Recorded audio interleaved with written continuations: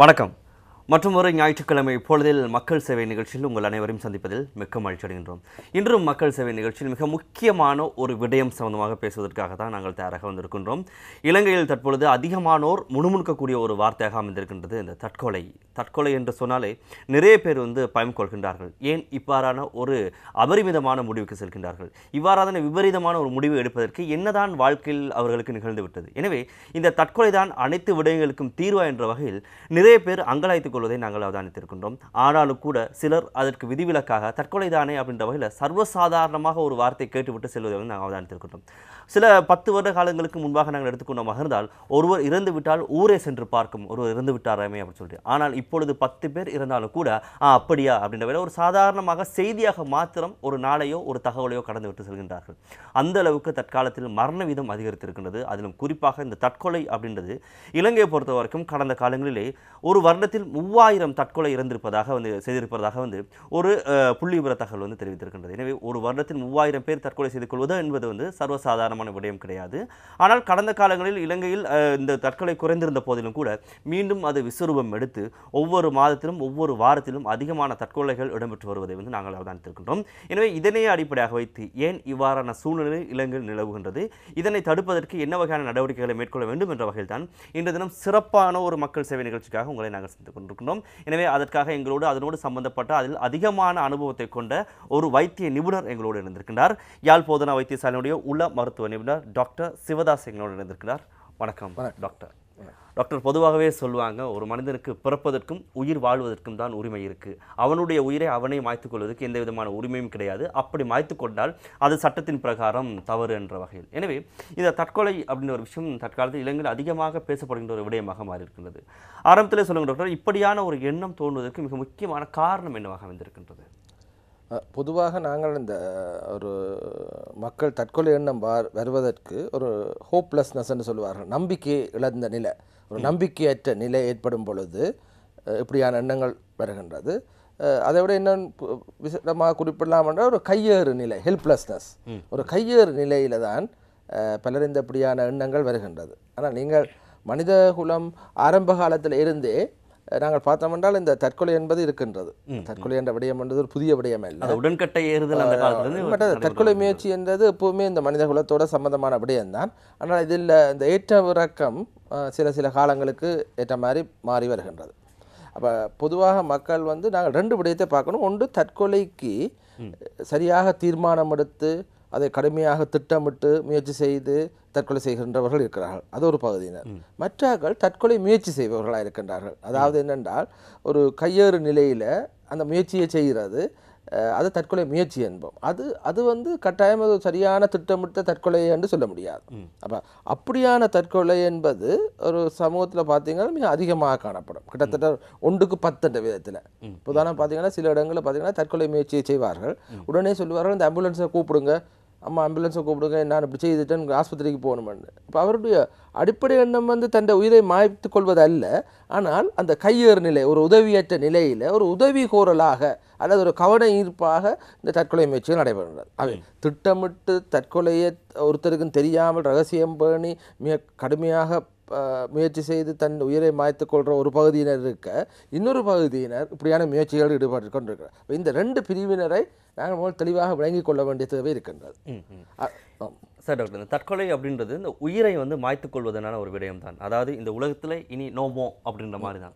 எனவே இதற்கு இப்படியான ஒரு சூழ்நிலை ஏற்படுறதுக்கும் ஒரு மனநிலை வர்றதுக்கும் மிகவும் அபரிமிதமான ஒரு தைரியம் வேணும். இனி இல்லைன்ற அளவுக்கு ஒரு தைரியம் வேணும். எனவே தைரியம் இருந்தால்தான் உயிரை மாய்த்துக் கொள்வதற்கான அந்த விடயங்களை ஈடுபட முடியும். எனவே இவருக்கு உண்மையாகவே தைரியத்தின் நிமித்தம் தான் தற்கொலை செய்து கொண்டிருக்கிறார்களா, இல்லை சார் தன்னுடைய வாழ்க்கையை வாழ முடியல, இல்லை சார் தன்னால் இனியும் முடியாது அப்படின்ற வகையில் தற்கொலை செய்து கொண்டிருக்கிறார்களா? இப்போ இது உண்மையாக வாழ்றது தான், என்னை பொறுத்தவரை வாழ்வது தான் தைரியத்துக்குரிய விஷயம். என்னால் இவ்வளோ நெருக்கீடுகள், பிரச்சனைகள், இவ்வளோ விடயங்கள் வந்தாலும் அதையும் கடந்து நான் என் வாழ்க்கையை தொடர்ந்து வாழ போகிறேன் என்பது தான் தைரியமானது. என்னை பொறுத்தவரை இது தைரிய இழப்பு தான், மேம்படுத்த தைரிய இழப்பு. பெரும்பாலும் பார்த்தீங்கன்னா தெரிவுகள் இல்லாமல் போகிறது. There is no options. இப்போ உங்களுக்கு தெரிவுகள் வாழ்க்கையில் இருக்கின்றது. இந்த தெரிவுகள் இல்லாமல் போய் எனக்கு இந்த வாழ்க்கையில் எந்த தெரிவுமே ஒன்று இருக்காமல் இருக்கலாம், அல்லது அப்படி ஒரு தெரிவுகளும் இல்லைன்னு நான் பெர்சீவ் பண்ணலாம், எடுத்துக்கொள்ளலாம். அப்படியான ஒரு நிலையில் நான் தற்கொலையே ஒரு தெரிவாக எடுத்துக்கொள்கிற நிலைமை காணப்படுகின்றது. அது மனிதன் வாழ்க்கையில் தெரிவுகள் குறைந்து செல்கின்றதும் அல்லது தெரிவுகளை தெரிவு செய்கின்ற ஆற்றலின்மையும் அல்லது தெரிவுகள் குறைந்து போனதான ஒரு எண்ண பிரதிபலிப்பு ஏற்படும் பொழுது இப்படியான எண்ணங்கள் ஏற்படுகின்றது. ஆகவே வாழ்க்கையில் எங்களுக்கு தெரிவுகள் குறைந்த போதும் அல்லது வாழ்க்கையில் நாம் எதிர்நீச்சலிட்டு தைரியமாக நாங்கள் முன்னுக்கு வர வேண்டும் என்று யோசிக்காமல் தைரிய இழப்பு தான் தற்கொலைக்கு காரணம் நினைக்கிறேன். அது ஒரு தைரியம் என்று நான் குறிப்பிட மாட்டேன். எனவே தைரியம் இல்லாத ஒரு தன்மை நிமித்தம் தான் தற்கொலையை முயற்சி செய்கின்றார்கள். இந்த மனிதர்களை பொறுத்த வரைக்கும் பிரச்சனை இல்லாத மனிதர்களே கிடையாது என்று சொல்வார்கள். எல்லோருக்கும் பிரச்சனை பொதுவாகத்தான் இருக்கின்றன. ஆனால் சிலர் சுயமாக தன்னுடைய வாழ்க்கையை மாத்திரம் ஒப்பிட்டு பார்க்கும் பொழுது அவர்களுடைய பிரச்சனை தான் உலகத்திலே மிகச்சிறந்த பெரிய பிரச்சனையாக அவதானிக்கிறார்கள். எனவே இந்த பிரச்சனை நிமித்தம் தான் ஒவ்வொரு மனிதனும் தற்கொலையில் ஈடுபடுகின்றானா இல்லை என்று சொன்னால் பொதுவாகவே வெளிப்புற காரணங்கள் நிமித்தமும் கூட இல்லாட்டினா வெளியில யாரோ ஒருத்தர் ஏதோ செஞ்சு கொண்டதுக்காக வெளியில ஏதோ ஒரு பிரச்சனை ஏற்பட்டதுக்காக கூட சில பேர் தற்கொலை செய்து கொண்டார்கள். உதாரணத்துக்கு பார்த்தமாக இருந்தால் நீங்கள் அறிந்திருப்பீர்கள், உங்களுடைய காலத்தில் இடம்பெற்ற ஒரு சம்பவம் தான். எம்ஜி அவர்கள் இறந்த பொழுது அவருடைய அபிமானிகள், அவருடைய ரசிகர்கள், அவருடைய தொண்டர்கள் நிறைய பேர் தற்கொலை செய்து கொண்டார்கள் என்ற விடயத்தை நாங்கள் படித்திருக்கின்றோம். எனவே இதன் நிமித்தம் கூட வெளியில் ஏற்படக்கூடிய புற காரணங்களுக்காகவும் சில பேர் தற்கொலை செய்து கொண்டார்களா இல்லை தன்னுடைய சுய வாழ்க்கை சம்பந்தமாகத்தான் அதிகமான தற்கொலைகள் இடம்பெறுகின்றனவா? இல்லை, இந்த தற்கொலை என்பது தனியே ஒரு சில காரணிலே கொண்டது அல்ல, அது ஒரு பல காரணிலே கொண்டது, ஒரு மல்டி ஃபேக்டோரியல் என்று சொல்லுவோம். அந்த பல காரணிகள் இந்த தற்கொலைக்கு காரணமாக அமைகின்றன. சில காரணிகளை பார்த்தீங்கன்னா உடனடி காரணிகளாக இருக்கும், சில காரணிகள் நீண்ட கால காரணிகளாக இருக்கும். இப்போ உதாரணமாக உடனடி காரணிகள் என்பது சில ஒரு குடும்பத்தில் ஏற்படுற சண்டையாக இருக்கலாம், அல்லது ஒரு பரீட்சையில் ஏற்படுகின்ற தோல்வி அல்லது காதல் ஏற்படுற தோல்வி உடனடி காரணமாக அமையலாம். இப்போ அந்த நேரத்தில் அந்த உணர்ச்சி வசப்பட்ட நிலையில் அவர்கள் தற்கொலைக்கு முயற்சி செய்யலாம். ஆனால் நீண்டகால காரணிகள் பல காரணப்படலாம். இப்போ உதாரணமாக நீங்கள் பார்த்தீங்கன்னா சமூகத்தில் தற்கொலை அதிகரிப்பதற்கு பவர்ட்டி என்று சொல்லப்படுகின்ற வறுமை ஒரு காரணமாக அமைகின்றது. அதே நேரத்தில் அன்எம்ப்ளாய்மெண்ட் என்று சொல்லப்படுற வேலைவாய்ப்பின்மை என்பது மிக ஒரு காரணமாக அமைகின்றது. அவை அப்படியான ஒரு அன்எம்ப்ளாய்மெண்ட் பவர்ட்டியில் இருக்கிற ஒரு மனிதனுக்கு ஒரு குடும்பத்தில் சண்டைகள் ஏற்பட்டு அந்த சர்ச்சையின் போது எனக்கு ஒன்றுமே செய்ய இல்லாத எனக்கு ஒரு வழியும் இல்லை என்று தற்கொலைக்கு போகிறது. அவை உடனடி காரணிகள் இருக்குது, நீண்ட கால காரணிகள் காணப்படுகின்றன. நான் முன்பு குறிப்பிட்டது போல் அந்த தற்கொலையை மிக திட்டமிட்டு ஒரு நேர்த்தியாக செய்து கொள்கிறவர்கள் பலருக்கு ஒரு மனநலம் சம்பந்தப்பட்ட அல்ல உளநோய்கள் சம்பந்தப்பட்ட காரணிகள் பெரிய காரணமாக அமையலாம். உதாரணமாக மனச்சோறு கூடினவர்கள் அல்ல மனச்சோறுனால் ஏற்பட்ட தற்கொலை முயற்சிகள் காணப்படலாம், அல்ல மனச்சிதைவு நோய்களால் ஏற்பட அப்படி அந்த திட்டமிட்டு செய்வார்கள். ஆனால் இந்த தற்கொலைக்கு முயற்சி செய்பவர்கள் என்று சொன்னேன் திடீரென்று ஒரு இதில் செய்கிற அவர்களுக்கு பெரிய மனநோய் என்பது காரணமாக அமையவில்லை. சமூக சூழல், தனிப்பட்ட காரணிகள். உதாரணமாக சில பேருக்கு ஒரு சின்ன பிரச்சனையை எதிர்கொள்கிற ஆற்றல் இல்லை, தாங்குதிறன் இல்லை. அடுத்தது எங்களுக்கு இப்போ ஒரு முடிவெடுக்கும் ஆற்றல் அல்லது பிரச்சனைகளை கையாளுகின்ற ஆற்றல் அல்லது உணர்ச்சிகளை கையாளுகின்ற திறன், இப்படியானவற்றில் ஏற்படுற பாதிப்புகள் இப்படியான தற்கொலை முயற்சிகளை செய்கின்றார்கள். அது ரெண்டே நாங்கள் வேறுபடுத்தி பார்க்க வேண்டியது நான் நினைக்கிறேன் இந்த தற்கொலையின் முழு பரிமாணத்தையும் புரிந்து கொள்வதற்கு தேவையாக இருக்கின்றது. எனவே சொல்லுவாங்க டாக்டர், இந்த உலகத்தில் வாழக்கூடிய 2 இனங்களை பொறுத்தவரையில், ஆண் பெண் இனங்களை பொறுத்தவரையில், இந்த ஆணை பொறுத்தவரையில் ஆண் தான் மிகவும் பலசாலி, தைரியமானவன், எதையும் எதிர்கொள்ளக்கூடிய சக்தி அதிகமாகவே பெண்களை விட ஆண்களுக்கு இருக்குது அப்படின்னு சொன்னால் பொதுவாகவே சொல்லியிருக்கின்றோம். அதாவது சொல்லுவாங்க பெண் புத்தி, அதாவது பெண்ணுக்கு வரக்கூடிய விஷயங்களை அறிந்து கொண்டது நிமித்தம் அவர்கள் அதிகமாக சிந்தித்து வாழ்க்கையில் சேவைகளை ஆற்றுவார்கள் அப்படின்னு சொல்லிட்டு 2017ஆம் ஆண்டு கணக்கெடுப்பின்படி, முடிவின் கணக்கெடுப்பின்படி 2530க்கு மேற்பட்ட ஆண்கள் தான் அதிகமான தற்கொலையில் ஈடுபட்டிருக்கிறார்கள். எனவே உங்களை பொறுத்தவரையில் டாக்டர், உண்மையாகவே ஆண்கள் தற்கொலையில் ஈடுபடுறதுக்கு மிக முக்கியமான காரணம் நீங்கள் சொன்ன மாதிரி தைரியம் இழப்பா, இது சொன்னால் வேலையில் வரக்கூடிய பிரச்சனைகளா, ஏன்னா குடும்ப சூழ்நிலை நிமித்தம் தான் ஆண்கள் இவ்வாறான அதிகமான விபரீதமான முடிவு எடுக்கிறார்கள்? நான் குறிப்பிட்ட அந்த முதலே குறிப்பிட்ட போல் அந்த தற்கொலையை திட்டமிட்டு அந்த வெற்றிகரமாக அல்ல நேர்த்தியாக அதை செய்து முடிக்கின்ற ஒரு தற்கொலை செய்கின்ற குரூப் இருக்குது. அந்த இதில் ஆண்கள் மிக அதிகமாக காணப்படும். ஆனால் தற்கொலையை நேர்த்தியாக நிவர்த்தி அல்ல நேர்த்தியாக முடிக்கிறதுல ஆண்கள் திறமசாலிகளாக இருக்கிறோம் அல்லது அவர்கள் தான் கூட. ஆனால் தற்கொலை முயற்சிக்கு உட்படுறவர்களை பார்த்தீங்கன்னா பெண்கள் மிக அதிகமாக. ஆனால் அவர்கள் இலகிய மனம் என்று சொல்வார்கள். சின்ன ஒரு விடயம் வந்தாலும் கூட உடனே கோபித்து கொண்டோ இல்லை சொன்னால் அதில் முடியாத தன்மை நிமித்தம் தற்கொலைக்கு முயற்சி செய்வார்கள். ஆனால் இறப்பது ஆண்களாக. அப்போ இந்த இறக்கிறது ஆண்களாக பார்த்தீங்கன்னா அவர்களில் மிக முக்கியமான பிரச்சனை அவர்களுடைய நடுத்தர வயதில் ஏற்படுகின்ற பொருளாதார பிரச்சனை, அடுத்தது கடன் சுமை, அடுத்தது குடும்பத்தில் ஏற்படுகின்ற முரண்பாடுகள் அல்லது குடும்ப வாழ்க்கையில் ஏற்படுற பிரச்சனைகள். இப்போ இவை தான் அவற்றுக்கு காரணமாக அமைகின்றன. அப்போ ஆண்களை பொறுத்தளவில் நீங்கள் பார்த்தீர்கள் என்றால் அவர்கள் ஒரு இந்த நாட்டில் இன்னமும் பொருளாதாரத்தை நிறைவு செய்ய பொருளாதாரத்தை இந்த உழைக்க வேணும், பிள்ளைகளை பார்க்க வேண்டும், அவர்கள் தங்களுடைய பெற்றோரை பார்க்க வேண்டும் என்ற ஒரு மிக முக்கியமான ஒரு மிடில் ஏஜை கொண்டுள்ள ஆண்களுக்கு மிக அதிகமான பிரச்சனைகள், மன அழுத்தங்கள் அதிகமாக காணப்படுகின்றன. அப்படியானவர்கள் மனச்சோறுக்குட்பட்டு அல்ல பதகளிப்பு நோய்க்குட்பட்டு அல்லது வேறு நோய்களுக்குட்பட்டு மதுபானம் அருந்துவதனாலும் இந்த ஆண்கள் அதிகமாக தற்கொலை செய்வதற்கு காரணமாக வேண்டும். மது பழக்கமும் மன அழுத்தமும் சேர்ந்திருக்கின்ற நிலைமையில் தற்கொலை செய்வதற்கான நிகழ்தகவு மிக அதிகமாக காணப்படுகிறது. இப்போ இது ஆண்களைத்தான் பொதுவாக பாதிக்கின்றது. ஆனால் தற்கொலை முயற்சியில் பொறுத்தவரை சின்ன சின்ன விடயங்கள், சின்ன பிரச்சனைகளுக்கும் பெண்கள் தற்கொலை முயற்சி செய்கிறது அதிகமாக காணப்படுறது. ஆனால் எங்களுடைய இந்த ரெக்கார்டு என்று சொல்லப்படுற புள்ளி விவரங்கள் தற்கொலை செய்தவர்களை பற்றினதான் இருக்க மொழிய தற்கொலைக்கு முயற்சி செய்தவர்களாக இருக்காது. ஏன்னா தற்கொலை செய்தவர்களுக்கும் தற்கொலை முயற்சி செய்தவர்களுக்கும் இடையில இருக்கிற விகிதம் 1க்கு 10 என்ற அடிப்படை அங்கே மிக அதிகமாக இருக்கும். ஆனால் அது புள்ளி விவரங்களில் வர போகின்றது அல்ல. இலங்கை பொறுத்த வரைக்கும் பொதுவாகவே ஒரு குற்றச்சாட்டும் ஒரு வருந்தத்தக்க ஒரு விடயமும் காணப்படுகின்றது. எங்களுடைய சனத்தொகை போதவில்லை என்பதாக. கடந்த கால யுத்தங்களை பொறுத்த வரைக்கும் அதிகமான உயிரிழப்புகளை நாங்கள் சந்தித்து விட்டோம், குறிப்பாக தமிழ் சமூகத்தை பொறுத்தவரையும். ஆனால் கூட மீண்டும் அந்த விஸ்வரூபம் யுத்தத்தை மாற்றி இப்பொழுது தற்கொலையில் முடிந்திருக்கின்றது. அதாவது அந்த பாதையை மாற்றிக்கொண்டார்கள். உண்மையாக அதிகமாக தற்கொலைகள் இப்போது தமிழ் சமூகத்தில் இடம்பெறுகின்றன, அதிலும் குறிப்பாக வடக்கு கிழக்கு பிரதேசங்கள் இடம்பெறுகின்றது. எனவே இங்கு தற்கொலை இடம்பெறுவதற்கு மிக முக்கியமான காரணம் என்ன? ஒரு காலத்தில் அதிகமான யுத்தத்தின் நிமித்தம் அதிகமான உயிர்கள் இழப்புகள் ஏற்பட்டன. ஆனால் அதற்கு நிகராக பார்த்தீங்கன்னா இப்போ தற்கொலைகளில் இப்படியான முயற்சிகளில் ஈடுபட்டு உயிரை மாய்த்துக் கொள்கின்றார்கள். இதுக்கு மிக முக்கியமான காரணம் என்னவாக அமைந்திருக்கு? உதாரணம், எந்த நாட்டிலையும் பொதுவாக யுத்த காலத்தில் ஏற்படுற யுத்த காலத்தை விட யுத்தத்துக்கு பிந்திய காலத்தில் தற்கொலையின் எண்ணிக்கை அதிகரித்து காணப்படுகின்றது. வேறு நாடுகளில் உதாரணமாக 2ஆம் உலக யுத்தத்துக்கு பிறகும் இப்படியான ஒரு நிலை அவதானிக்கப்பட்டிருக்கிறது. உதாரணமாக யுத்தத்தில் மக்கள் இறந்தாலும் யுத்தத்தில் ஈடுபட்டு கொண்டிருக்கிற காலத்தில் மக்களுக்கிடையே ஒரு சமூக இணைவு இருந்தது, சோஷியல் கொஹேஷன் என்றார். இந்த சோஷியல் கொஹேஷன் காரணமாக அவர்கள் தங்களுக்கு ஒரு இணைவு காணப்பட்டது, அவர்களுக்கு ஒரு தங்களை வாழ வேண்டும் என்றதுக்கான உந்துதல் காணப்பட்டது, தாங்கள் பாதுகாக்கப்படணும் என்றதுக்கான ஓடிக்கொண்டிருந்தார்கள், தங்களுடைய அந்த வேலையில் செய்து கொண்டிருந்தார்கள், அவர்கள் ஒரு ஈடுபாட்டோடும் ஒரு இணைவுடனும் இயங்கிக் கொண்டிருந்தார்கள். யுத்தம் முடிந்த பின்பு அந்த சமூக இணைவு இழக்கப்பட்டு விட்டது. ஒரு தாங்களே பாதுகாத்து கொண்டு தப்பி பிழைத்து கொண்டு வாழ வேண்டும் என்ற எண்ணம் விடுபட்டு தங்களுடைய வாழ்க்கை தரத்தை மேம்படுத்த வேண்டும் அல்லது அதிகரிக்க வேண்டும் என்ற எண்ணம் ஏற்படுகின்றது.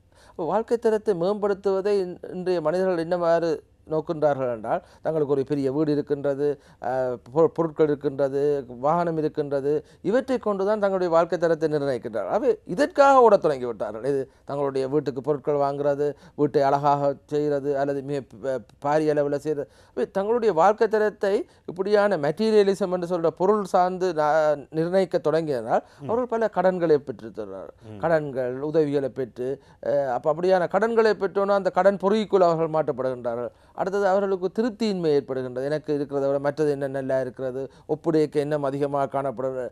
இவர்கள் ஒரு விதமான வேறு பிரச்சனைக்கு முகம் கொடுக்கிறதால இந்த தற்கொலை வடக்கு பகுதியில் அதிகரித்து காணப்படுது. உதாரணமாக கிளிநொச்சி, முல்லைத்தீவு மாவட்டங்களில் ஓரளவு அதிகரித்து காணப்படுவதற்கு மிக முக்கிய காரணமாக இந்த ஒரு வாழ்க்கை மாற்றம் காணப்படுகிறது. அவை போருக்கு பிந்திய சமூகத்தில் தற்கொலையின் அதிகரிப்பு எதிர்பார்க்கப்பட்ட ஒன்று தான் நினைக்கிறேன். எதிர்பார்க்கப்பட்ட ஒன்று உறுதியாக சொல்கிறீங்க.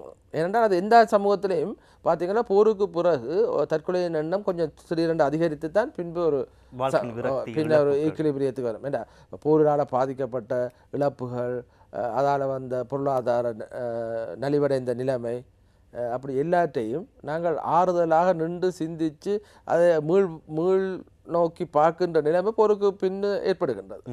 அப்போ இது 2ஆம் உலக யுத்தத்திலையும் வேறு நாடுகளிலையும் ஏற்பட்டிருக்கின்றது. அதிலும் இப்போ பார்த்தீங்கன்னா இந்த வடக்கில் நடைபெற்ற யுத்தத்தை பொறுத்தவரை ஒரு மூடிய பிரதேசமாக இருந்த ஒரு பகுதி எல்லாத்துக்கும் திறந்து விடப்பட்டிருக்கிறது. அது இந்த திறந்து விடப்பட்டதால் மக்கள் அதுக்கு பழக்கமற்றவர்களாக இப்படி ஒரு திறந்த ஒரு நிலைமையில் எல்லா நிதி நிறுவனங்களும் வியாபார நிறுவனங்களும் வந்து கொண்டிருக்கிற நிலைமைக்கு முகம் கொடுக்க அவர் சரியாக பழக்கப்படவில்லை.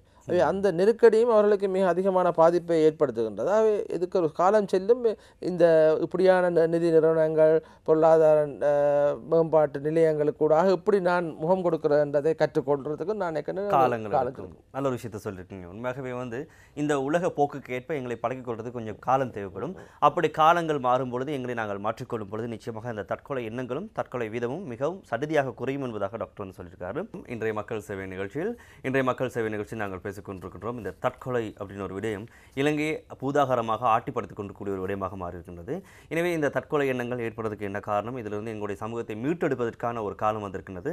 எனவே எவ்வாறு இந்த தற்கொலையிலிருந்து நாங்கள் எங்களுடைய உயிரை தற்காத்துக் கொள்ளலாம் என்பதற்காகத்தான் இன்றைய மக்கள் சேவை நிகழ்ச்சி நாங்கள் பேசிக் கொண்டிருக்கின்றோம். செப்டம்பர் 10 உலக தற்கொலை எதிர்ப்பு தினமாக வந்து காணப்படுகின்றது. யாரெல்லாம் எங்கெல்லாம் தற்கொலை செய்து கொண்டிருக்கிறார்களோ அவர்களிருந்து அதில் மீட்டெடுக்கிறதுக்கும் அதே வேளையில் அப்படியான ஒரு எண்ணம் தோன்றது வந்து தவிர்க்கும் முகமாகத்தான் இவ்வாறான சர்வதேச ஒரு தினம் வந்து ஆரம்பிக்கப்பட்டிருக்கிறது டாக்டர். ஆனாலும் கூட இப்படியான தினங்கள் இருந்தும் கூட இலங்கை பொறுத்தவரையில் வருடத்திற்கு 3000 பேர் இறப்பது இல்லை தற்கொலை செய்து கொள்வது அப்படின்றது ஒரு மிகப்பெரிய ஒரு கணக்கு தான். ஆயினும் கூட தற்கொலைகள் குறைந்த பாடில்லை. இந்த எண்ணத்தை வந்து மாற்றுறதுக்கான வழிவகைகள் அரசாங்கமோ அரசு சார்பற்ற நிறுவனங்களோ தொடர்ச்சியாக மேற்கொள்கின்றனவா இல்லை அப்படின்னு சொல்ல வாரீங்களா? இப்போ உதாரணமாக நாங்கள் இலங்கையை பொறுத்தவரை 1996-98 காலப்பகுதியில் உலகத்தில் முதலிடத்தில் இந்த தற்கொலை வீதத்தில் காணப்பட்டிருந்தது. அது உதாரணமாக 1,00,000 பேரில் 45 பேர் தற்கொலை செய்து கொண்டார்கள். ஆனால் இப்பொழுது கிட்டத்தட்ட ஒரு 20 பேர் தான் 1,00,000 பேரில் தற்கொலை செய்து கொள்கிறார்கள். ஆகவே அது ஓரளவு பெருமளவு குறைந்து காணப்படுகின்றது. 98ஆம் ஆண்டுகளில் ஜனாதிபதி தலைமையில் ஒரு பரிந்துரை குழு ஒன்று நியமிக்கப்பட்டது, இந்த தற்கொலையில் எப்படி குறைப்பது என்பதை பற்றி ஆராய சொல்லி. அப்போ அந்த குழுவின் பரிந்துரையின்படி தான் இந்த பூச்சி நாசினிகள் எல்லாத்தையும் இந்த நச்சுத்தன்மையை குறைக்கப்பட்டது. இந்த பூச்சி நாசினிகள் நச்சுத்தன்மை பெருமளவு குறைக்கப்பட்டதால் தற்கொலையின் வீதம் குறைந்து காணப்படுகின்றது. இப்பொழுது நாங்கள் அந்த பாரிய முந்தின நாங்கள் குறிப்பிடுகின்ற பூச்சி நாசினிகள் தற்கொலைக்கு பாவிக்கிற பூச்சி நாசினிகள் இப்பொழுது வலுவிழந்ததாக இப்பொழுது குடித்தாலும் அவர்கள் இறந்து போக மாட்டார்கள். அப்படி ஒரு முயற்சி செய்யப்பட்டது. அப்போ அப்படியான அடுத்தது நாங்கள் இந்த தற்கொலையின் விதத்தை குறைத்ததில் உடனடியாக தற்கொலைக்கு முயற்சி செய்கிறவர்கள் வைத்திய சேவையை நாடக்கூடிய ஒரு நிலைமை இப்பொழுது தோற்றுவிக்கப்பட்டது. அதாவது எமர்ஜென்சி யூனிட் என்றது எல்லா வைத்தியசாலையிலும் உருவாக்கப்பட்டதால் திடீரென்று அவர்களுக்குரிய சிகிச்சை வழங்கப்படுகின்றது. அதை விட போக்குவரத்து 3 வீலர்ஸ் முச்சக்கர வண்டிகள் என்ற பாவனை அதிகரித்த பின்பு தற்கொலை முயற்சிகள் கெதியாக வைத்தியசாலைக்கு சென்று விடுகிறார். இந்த வைத்தியாலயக்கு செல்வதனால அந்த தற்கொலை எண்ணம் குறைந்திருக்கு. அப்போ இப்போ நீங்கள் பார்த்தீங்கன்னா இலங்கையை பொறுத்தவரையில் இப்போ ஓரளவு குறைந்து காணப்பட்டிருந்தாலும் இப்போ அண்மை காலத்தில் பெரும்பாலும் வடக்கு பகுதியில் இந்த தற்கொலையின் இது அதிகரித்து காணப்படுது. இதில் 2 விடயங்களை நாங்கள் பார்க்கணும். ஒன்று, தற்கொலைகள் செய்கின்ற விடயங்கள் அதை மீடியாவிலும் அல்லது இதிலும் பெரிய மளவில் வர தொடங்கிவிட்டது. இப்போ ஒரு 10-15 வருஷத்துக்கு முந்தி ஒரு தற்கொலை செய்கின்ற செய்தி என்பது ஒரு பெரிய அளவில் மீடியா கவரேஜ் அது கிடைக்கிறது இல்லை. அது மூலையில் அது தற்கொலை நடந்து முடிஞ்சிடும். இப்பொழுது அது வந்து ரிப்போர்ட் பண்ணப்படுறதும் அல்லது அது செய்திகளாக வாரதும் அதிகரித்து காணப்படுவதால் எங்களுக்கு ஒரு விதமான மாயையும் காணப்படுறது, தற்கொலையும் அதிகரித்து விட்டதும் உண்டு. ஆனால் அந்தளவுக்கு அது பாரிய அளவில் அதிகரிக்கவில்லை என்ற உண்மையை நாங்கள் சொல்ல வேண்டும். ஆனால் அடுத்தது ஒரு விடயம் என்னென்றால், இந்த தற்கொலை செய்பவர்களை பற்றின ஒரு மீடியா போர்ட்ரேயிங் என்று சொல்வார்கள். அதை பற்றின விவரணங்கள், அது எப்படி செய்தார், என்னத்துக்கு செய்தார், எதுக்காக செய்தார் என்ற செய்திகளும் அதிகரித்து காணப்படுது. அந்த விவரிப்புகள் அதிகரிப்பதனாலும் தற்கொலைக்கான சந்தர்ப்பங்கள் அதிகரித்து காணப்படும். ஏன்னா அதை ஒரு வழிபடுகின்ற அல்லது அதை போர்ட்ரே பண்ணுற ஒரு நிலைமை அதுவும் அதிகரித்து காணப்படுகின்ற ஒரு துர்ப்பாக்கிய நிலை இங்கு காணப்படுகின்றது. ஆகவே அதனால் இந்த தற்கொலை அதிகரித்து காணப்படுவதான தோற்றப்பாடு காணப்படுது. ஆனால் இலங்கையை பொறுத்தவரை நான் குறிப்பிடும் மிக முக்கியமான பிரச்சனை இளம் பிராயத்தினர் தற்கொலை செய்வது தான். வேறு நாடுகளோடு ஒப்பிடும் பொழுது, வேறு மேற்கத்திய நாடுகளோடு ஒப்பிடும் பொழுது வயது முதிர்ந்தவர்கள், எல்டர்லி வயது முதிர்ந்தவர்கள், நடுத்தர வயதை சார்ந்தவர்கள் தான் கூட தற்கொலை செய்து வருகிறார்கள். ஆனால் இலங்கையில் இருக்கின்ற மிக முக்கியமான பிரச்சனை 15 வயசுலேருந்து 29 வயசான இந்த இளம் பிராயத்தினர், யூத் என்று சொல்லப்படுற இளம் பிராயத்தினர் அதிக அளவில் தற்கொலை செய்து கொள்கின்றது ஒரு பெரிய பிரச்சனையாக காணப்படுகிறது. அதாவது உலக சுகாதார நிறுவனம் 2017ஆம் ஆண்டு இலங்கைக்கு மிக முக்கியமான ஒரு அங்கீகார ஒரு சர்டிஃபிகேட்டை வந்து வழங்கியிருந்தது, சான்றிதழை வழங்கியிருந்தது. தற்கொலைகள் குறைந்த நாடாக இலங்கையை வந்து நாங்கள் ஏற்றுக்கொள்கின்றோம், அங்கீகரிக்கின்றோம் என்பதாக அந்த சர்வதேச அமைப்பு வந்து வழங்கியிருந்தது. ஆனால் அது மிகவும் பெருமையாக பேசப்பட்டது. ஆடா, இலங்கையில் வந்து தற்கொலை வீதம் வந்து குறைந்து விட்டதே, இனி நடக்க போகிறதில்லை, மக்கள் மனங்கள் மாறிவிட்டன என்ற வகையில் வந்து எல்லோரும் மாறுதட்டி சந்தோஷமாக இருந்தோம். ஆனால் தற்காலத்தை பொறுத்த வரைக்கும் பார்த்தீங்கன்னா இருந்தால் இப்போது கிழக்கு பகுதிக்கு போகிறவங்களுக்கு உடனடியாக ஒரு பயம் வருகின்றது. அடடா, கல்லடி பாலம் இருக்குது, பேய் பாலம் அப்படின்ற வகையில் சொல்கிறாங்க. சொல்கிறாங்க. 1924ஆம் ஆண்டு கட்டப்பட்ட இந்த பாலமானது இன்னும் 6 வருடங்களில் நூற்றாண்டை வந்து கடக்கவிருக்கின்றது. ஆனால் இப்போ பார்த்தீங்கன்னா இந்த கல்லடி பாலத்தில் அதிகமான தற்கொலைகள் இடம்பெறுறதை வந்து ஒவ்வொரு நாளாந்து நாங்கள் செய்திகளை வந்து அவதானிக்கிறோம். இதற்கு பல காரணங்கள் கூறப்படுகின்றன. எனவே டாக்டர், உங்களை பொறுத்த வரைக்கும் நீங்கள் வடக்கு கிழக்கு பிரதேசங்களில் அதிகமாக சேவையாற்றிருக்கீங்க. எனவே அந்த மக்களோடு வாழ்ந்த அனுபவம் இருக்குது, சேவையாற்றின அனுபவம் இருக்கும். உண்மையாகவே இந்த வடக்கு கிழக்கு பிரதேசத்தில் இருக்கக்கூடிய மக்கள் தற்கொலை செய்து கொள்வதற்கு மிக முக்கியமான காரணம் என்னவாக இருக்குது? அவருக்கு வாழ்றதுக்கான தைரியம் இல்லையா, இல்லை சொன்னால் பொருளாதார சுமையை ஏற்றுக்கொண்டு வாழ்றதுக்கான தைரியமின்மை நிமித்தம் தான் இவ்வாறான தற்கொலைகளில் ஈடுபடுகிறார்களா? இப்போ உதாரணமாக நான் சொல்வது பொதுவாக நாங்கள் இந்த தற்கொலை என்ற சம்பவத்தை அது எப்படி நடந்த என்ற விவரிப்பு எவ்வளவுக்கு பாதகமானதோ அதே மாதிரி தற்கொலைகள் நடைபெறுற இடங்களை பற்றின விவரிப்பும் பாதகமானது. ஆகவே நாங்கள் அதுகளை பொதுவாக கதைக்காமல் வர்றது என்பது மிக ஆரோக்கியமானது என்பது என்னுடைய கருத்து. இப்போ நாங்கள் ஒரு தற்கொலையை விவரிக்கிற மாதிரி எப்படி தற்கொலை செய்தார்கள் என்று சொல்கிற விவரிப்பும் எங்கு தற்கொலை செய்தார்கள் என்ற விவரிப்பும் ஒரு பாதகமானதான். அதே ஒரு மிக முக்கியமாக நான் குறிப்பிட விரும்புகிறேன். முக்கியமாக எங்களோட வடக்கு கிழக்கு மக்களை பொறுத்தவரை மிக முக்கியமான பிரச்சனை அவர்களுக்கு போரினால் ஏற்பட்ட பாதிப்பிலிருந்து அது ஒரு 3 தசாப்த கால போர், ஒரு குறுகிய காலம் இல்லை, அந்த போரினால் ஏற்பட்ட நீண்ட கால பாதிப்புகள் அவர்களிடம் பெருமளவு காணப்படுகின்றன. உதாரணமாக நீங்கள் போரினால் ஏற்பட்ட நீண்ட கால பாதிப்புகள் என்று குறிப்பிடும் பொழுது மதுபானத்தை அருந்துகின்றவர்களின் எண்ணிக்கை வடக்கு கிழக்கில் மிக அதிகரித்து காணப்படுகின்றது. இந்த மதுபானத்துக்கும் தற்கொலைக்கும் இடையே நெருங்கிய தொடர்பு இருக்கின்றது. ஒரு மதுபானத்தை அருந்துவதனால் ஏற்படுற தற்கொலை எண்ணம் அல்ல தற்கொலை செய்வதற்கான சந்தர்ப்பம் என்பது மிக அதிகமாக காணப்படுது. மதுபானத்தோட மனச்சோறும் சேர்க்கும் போது அது கிட்டத்தட்ட டபுள் ட்ரிபிளாக போகிறதுக்கான சான்ஸ் இருக்குது. அது ஒரு அதிகரித்து காணப்படுது. அடுத்தது போரால் பாதிக்கப்பட்டதால் ஏற்பட்ட மனக்காயங்கள் மன வடுக்களால் ஒரு உணர்ச்சி மேலீட்டு நிலையில் வடக்கு கிழக்கு மக்கள் காணப்படுகின்றனர். அப்போ இந்த உணர்ச்சி மேலீட்டு நிலையில் காணப்படும் பொழுது அவர்கள் முரண்பாட்டுக்கு உட்படுறது, என்ன உறவுகளில் முரண்பாடுகின்றது அல்லது காரியாலயத்தில் முரண்படுகின்ற தன்மை மிக அதிகத்து காணப்படுகிறது. அப்போ முரண்பட்டோன்னு உணர்ச்சி வசப்பட்டு தற்கொலை செய்து கொள்கிற நிலைமை அதிகமாக காணப்படுகின்றது. அடுத்தது எங்களோட நாட்டில் இப்போ பொருளாதார ரீதியாக பார்த்தீங்கன்னா வடக்கு கிழக்கு பகுதி பெருமளவு பொருளாதார ரீதியாக நலிவடைந்து காணப்படுது. அவை இந்த பொருளாதார ரீதியாக ஏற்பட்ட நலிவடைவு, அதால் ஏற்படுகின்ற கடன் சுமை, அந்த கடன் சுமையை இருந்து விடுபட முடியாத ஒரு நிலைமை, அந்த கடனை பெற்றுக்கொள்றதுக்கான சரியான அணுகுமுறை இல்லாமல் அது ஒரு மிகப்பெரிய பாதிப்பை ஏற்படுது. மூன்றாவதாக நாம் குறிப்பிட விரும்புகிறது அந்த கடன் சுமையால் ஏற்பட்ட மிக முக்கியமான பாதிப்புகள். இப்படி அவர்கள் பொருளாதார நிலைமையிலும் சரி வாழ்வியல் நிலையிலும் சரி மிக அதிகமாக பாதிக்கப்பட்டு வருவார். அடுத்தது சமூக கட்டமைப்பு. நீங்கள் பார்த்தீங்கன்னா போருக்கு முன்பு சமூகம் நல்ல ஒரு இணைவோடு காணப்பட்டது, ஒரு சமூக கட்டமைப்பு, சனசமூக நிலையங்கள் எல்லாம் காணப்பட்டது. பலர் சமூக நிலையத்தை போய் கதைப்பார்கள். அடுத்தது அந்த அப்படியான கட்டமைப்புகள் சிதைவடைந்து போய்விட்டது. அவை ஒன்று மனுஷனுக்கு வர பிரச்சனை ஒன்று கூடிக்கொண்டு போகுது, மற்றது பிரச்சனையை தாங்குகின்றதுக்கான ஆதரவு கட்டமைப்புகள் இல்லாமல் போகுது. இப்படியான ஒரு நிலையில் ஒரு புதிய பரிமாணத்துக்கு வடக்கு கிழக்கு மக்கள் சென்றிருக்கின்றார்கள். இது ஒரு பெரிய அளவில் அவர்களை பாதித்து கொண்டிருக்கின்றன நினைக்கிறேன். எனவே அதிகமாக பேசப்பட்டு வருகின்ற விடயமாகவும் இந்த தற்கொலைகள் தான் மாறி இருக்கின்றது. நீங்கள் சொன்ன மாதிரி வடகிழக்கு பிரதேசங்கள் தான் இலங்கை பொறுத்தவரையில் அதிகமான தற்கொலைகள் இடம்பெற்று வருகின்றன. ஏனைய பிரதேசங்களை பொறுத்தவரையில் அப்படியான விடயங்கள் இடம்பெறுகின்றனவா என்ற ஒரு கேள்வி தான். அப்பப்போ ஆங்காங்கே ஏதோ ஒன்று தான் இடம்பெறுகின்றன, ஆனால் இங்கே தொடர்ச்சியாக இடம்பெறுகின்றன.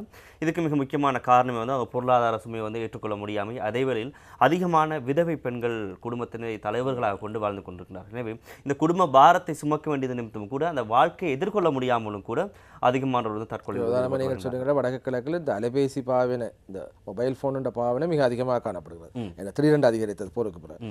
அப்போ அந்த அலைபேசி கூடாக ஏற்படுற தொடர்புகளால் உறவு சிக்கல்கள், திருமண முறிவுகள் என்பன பல விடயங்கள் ஏற்பட்டு அதால் ஏற்படுற உறவு பிரச்சனை என்பது மிக அதிகமாக போய்விட்டது. அது எல்லாமே காரணங்களாக சொல்லிக்கொண்டு போகலாம். ஏன்னா ஒரு காரணம் அப்படி எந்த காரணம் சொல்ல முடியாது, பல காரணங்கள் இருக்கும் நிமித்தம் தான் இவ்வாறான தற்கொலைகள் இடம்பெறுகின்றன சொல்லியிருந்தீங்க டாக்டர். ஒருத்தருக்கு தற்கொலை எண்ணங்கள் ஏற்படுமாக இருந்தால், இல்லைன்னு சொன்னால் தற்கொலையில் முயற்சியில் ஈடுபட்டாராக இருந்தால் அவரை ஒரு தடவை நாங்கள் தடுத்துட்டோமா இருந்தால் மீண்டும் அவருக்கான அந்த எண்ணம் தோன்றுமா? இது சொன்னால் அப்படி தோன்றும் பொழுது என்ன வகையான நடவடிக்கைகளை மேற்கொண்டால் அவர் முற்று முழுதாக அந்த எண்ணத்திலிருந்து விடுபடக்கூடியதாக இருக்கும், விடுவிக்கக்கூடியதாக இருக்கும்? நான் நினைக்கிறேன் தற்கொலை என்பதுலேருந்து முற்று முழுதாக ஒரு தற்கொலை என்றதை ஒரு நாட்டின் 0 லெவலுக்கு கொண்டு போயிடும் என்றது சாத்தியமற்றது முதலாவது. ரெண்டாவது, தற்கொலை எண்ணம் என்றது மனிதனுக்கு அடிக்கடி வந்து போகிற விடயங்கள், எங்கள் எல்லாருக்குமே வந்து போயிருக்கின்றது. தற்கொலை எண்ணமே வராத ஒரு மனிதன் நான் நினைக்கின்ற உலகத்தில் இல்லை. ஆனால் என்ன பிரச்சனை என்றால் இந்த தற்கொலை கடுமையாக அந்த எண்ணம் ஒரு வரைக்க அவர் ஒரு அதுக்கு திட்டமிடுறதும் அதில் உறுதியாக இருக்கிறன்றதுதான் இப்போ பிரச்சனையான விஷயம். வந்து போகிறது மட்டுமல்ல, அவர் திட்டமிடல் அல்ல பிளான் ஒன்று இருக்கும், அல்ல இதுக்கான ஒரு மெத்தட்டை கண்டுபிடிச்சிட்டார் என்றால் அது ஒரு சீரியஸான விஷயம். இப்போ இப்படியான விடயங்களில் நாங்கள் செய்யக்கூடிய விஷயம் என்றால் பெரும்பாலும் தற்கொலை செய்து கொண்டவர்களை நாங்கள் எடுத்தோம் என்றால் அவர்கள் சாகிறதுக்கு ஒரு மாதத்துக்குள்ள யாரிடமாவது அதை சொல்லியிருப்பார்கள். நான் செத்து போகிறேன், வாழ்ந்து பிரயோசனம் இல்லை என்றபடியும் சொல்லியிருப்பார். அது பொதுவாக சொல்கிறத விட்டு தான் டாக்டர், யாரும் சொல்கிறது அந்த பொதுவாக சொல்கிறத விட இவர் நான் இப்படி ஏதாவது செய்து போயிடுவோம் சீரியஸாக சொல்கிற விடயத்தை நாங்கள் அலட்சியமாக எடுக்கலாம். அப்படி இவர் சொல்லுறாரு என்றால் எவ்வாறான செயற்பாடுகளை கொண்டு வந்து அவரை அவருடைய நடத்தையில் ஒரு மாற்றமாக இருக்கும், அல்லது அவருடைய மூடில் ஒரு மாற்றமாகவும் ஒரு சீரியஸான அந்த விஷயம். நான் இப்படி பேசினேன்னா செத்து போவேன்னு சொல்கிறதுக்கும் நான் இனி சாகிறத விட வேறு வழி இல்லை என்று ஒரு சீரியஸாக சொல்கிறதுக்கு அப்படி ஒருவர் சீரியஸாக எக்ஸ்பிரஸ் பண்ணுறார் என்றால் தற்கொலை செய்ய போகிறன்றதை நாங்கள் அதை கவனத்தில் எடுக்க வேண்டும். ஏன்னா நாங்கள் எல்லாரும் இப்படி சொல்லி இருந்தாண்டு சீரியஸாக எடுக்காமல், ஏனென்றால் ஆய்வுகள் என்ன செய்தென்றால் ஒரு மாதத்துக்குள்ளே அவர்கள் எக்ஸ்பிரஸ் பண்ணி இருக்கிறார்கள். அதை நாங்கள் சீரியஸாக எடுக்கலாம். ரெண்டாவது, ஒருக்கா தற்கொலைக்கு முயற்சி செய்தவர் திருப்பி தற்கொலை முயற்சி செய்கிறதுக்கான சந்தர்ப்பம் 100% இருக்குது. 100%ன்றது அந்த திருப்பி செய்கிறதுக்கான சான்ஸ். அப்போ அப்படியானவரை நாங்கள் சிகிச்சைகளுக்கோ அல்லது ஒரு ஆதரவான நிலையத்துக்கோ அல்லது அவருக்குரிய பிரச்சனையை கையாடுறதுக்கான திறனையோ வளப்படுத்த வேண்டியது கட்டாயமாக. அந்த ஒரு தற்கொலை முயற்சிக்கு உட்பட்டவரை நாங்கள் சீரியஸாக கவனிக்க வேண்டிய விடயங்கள் காணப்படும். அடுத்த 3வது விஷயம், இது முதலாவது அப்படி இருந்தால், 3வது என்னவென்றால் இது தற்கொலையை செய்வதற்கு எங்களுக்கு இருக்கிற பல திறனின்மை தான் காரணம். திறனோட அல்லது வாழ்க்கையில் சில திறன்கள், அப்போ இந்த வாழ்க்கை திறன்களை இளைஞர்களுக்கும் மாணவர்களுக்கும் கற்றுக் கொடுக்கிறது என்பதும் இந்த தற்கொலையை தவிர்ப்பதற்கான ஒரு விடயமாக கருதப்படுகிறது. அவை 3 விடயமாக நாங்கள் ஒருவர் தற்கொலை முயற்சி செய்கிற ஒரு மாதத்துக்குள்ளே எக்ஸ்பிரஸ் பண்ணுறது, அதை விட மதுபான பாவனை மதுபான பாவனை அதிகரித்து செல்லாமல் பாதுகாக்கிற அல்லது மதுவிலிருந்து மக்களை பாதுகாத்தல் என்பது ஒரு மிக முக்கியமான விடயம். மீடியா போன்றவற்றினால் இந்த தற்கொலை இந்த செய்தி விவரிப்புகளை நிறுத்துறதுன்ற ஒரு மிக முக்கியமான, அது ஒரு சென்சிபிளாக அந்த நியூஸை போடுறது என்பது ஒரு மிக முக்கியமான விடயமாக காணப்படுகின்றது. அப்படி பல விடயங்கள் இப்போ நாங்கள் அந்த அந்த மக்களுக்குரிய திறன்களை, இப்போ சமூகத்துக்குரிய வாழ்வதற்குரிய திறன்கள் இப்பொழுது அதிக குறைவாக காணப்படும். முன்பு மக்களை பார்த்தீங்கன்னா ஒரு குடும்பத்தில் வாழ்கிற பிள்ளைகள் பெற்றோர்கள் பெரிய அளவில் இந்த அவர்களில் ஒரு 10 பிள்ளைகள் பிறந்திருக்கும், 7-8 பிள்ளைகள் பிறந்திருக்கும், பொருளாதார பிரச்சனையும் இருக்கும். ஆனால் அந்த அவர்களுக்கு தங்களோட பிரச்சனையை எதிர்நோக்குகின்ற அல்லது பிரச்சனையை கையாளுகின்ற ஆற்றலும் கூடவே விட்டது. இப்போ ஓரிரு பிள்ளைகள் அவர்களுக்கு எந்த பிரச்சனையும் வரக்கூடாது பெற்றோர்கள் பொத்தி பாதுகாப்பாக மிக கவனமாக வளர்த்து கொண்டுகின்ற ஒரு ஹைப்பர் பேரண்டிங் இப்போ நடந்து கொண்டிருக்குது. இந்த ஹைப்பர் பேரண்டிங் என்ன நடக்குதுன்னா, பிள்ளைக்கு ஒரு பிரச்சனையை முகம் கொடுத்து ஒரு பிரச்சனை வந்தாலும் கையாளுகிற ஆற்றல் இல்லாமல் போகுது. அப்போ திடீரென்று ஒரு பரீட்சையில் ஏற்படுற தோல்வியோ, அது ஒரு காதல் தோல்வியோ, அல்ல ஒரு நண்பனோட சண்டை பிடிச்சிட்டு போகிறதையோ, அல்ல ஒரு சின்ன ஒரு விடயம் தனக்கு கிடைக்கையில் உணர்ச்சி வசப்படுறதோ, இது எல்லாமே காரணம் தான். இவற்றை எல்லாம் தடுக்கும் பொழுது தற்கொலையின் வீதத்தை நாங்கள் குறைக்கலாம் என்பதுதான் என்னுடைய கருத்து. சரி, நிறைய விடயங்களை டாக்டர் அனுபவபூர்வமாக சொல்லிக் கொண்டிருக்கிறார். ஏனென்றால் வடகிழக்கு பிரதேசங்கள் அதிகமாக பணியாற்றிய அனுபவம், அதே நேரத்தில் அந்த மக்களோடு வாழ்ந்த அனுபவம் நிமித்தம் அந்த மக்களுக்கு எதனால் தற்கொலை எண்ணங்கள் தூண்டப்படுகின்றன, அதனை தடுக்கிறதுக்கு என்ன வகையான நடவடிக்கைகளை மேற்கொள்ள விடும் வகையில் டாக்டர் நிறைய விடயங்களை சொல்லிக் கொண்டிருக்கிறார். எனவே டாக்டர், நீங்கள் நிறைய கேசஸ்களை அவதானிச்சிருப்பீங்க, நிறைய பேஷண்ட்ஸை அவதானிச்சிருப்பீங்க. குறிப்பாக ஒரு அவசர சிகிச்சை நிமித்தம் கூட நிறைய பேர் நீங்கள் அவதானிக்கக்கூடிய சூழ்நிலை ஏற்பட்டிருக்கும். எனவே இந்த தற்கொலை எண்ணத்தோடு நிறைய பேரை நீங்கள் அவதானிச்சிருப்பீங்க. எனவே அவர்களுக்கு நீங்கள் மனம் மாற்றியது நிமித்தம், அவர்களோடு உரையாடியது நிமித்தம், அவருடைய பிரச்சனையை புரிந்து கொண்டு அதற்கான தீர்வு சொல்லி அந்த எண்ணத்தை மாற்றின அனுபவங்கள் ஏதாவது உங்களுக்கு இருக்குன்னா?